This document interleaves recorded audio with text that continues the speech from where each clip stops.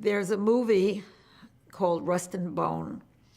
A young man is in the mountains in Europe somewhere training to be a boxer, and it's winter and it's snowing.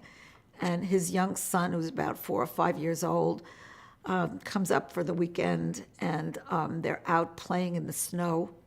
And they've been sledding and sliding and skating, and they come to this frozen lake, and they're sliding along on the frozen lake, and their dad turns around to urinate, and he turns back, and he sees the sled out there in the middle of the lake, and he doesn't see his child.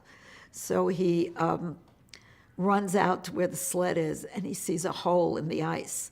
And the ice is covered with snow, so he's frantically brushing the snow off the ice, and he can't find the child. And then he sees the child under the ice, and they show you the child floating under the ice.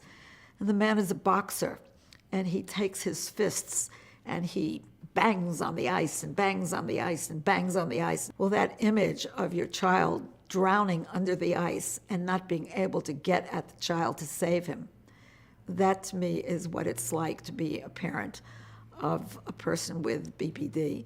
And it's what it's like to be the child of or the partner of. It's the sense of being helpless, of watching somebody in extreme danger, pain, threatened by life, and being unable to do anything about it. But the trick is that the brain does some really clever things. When people get that kind of a feeling, it's very painful, and very often they turn that feeling into a secondary emotion, which is anger, and they wind up being angry at the person with BPD. And that's why this is such a difficult disorder, because sometimes the anger that comes from the other person is because of their feeling of powerlessness and helplessness.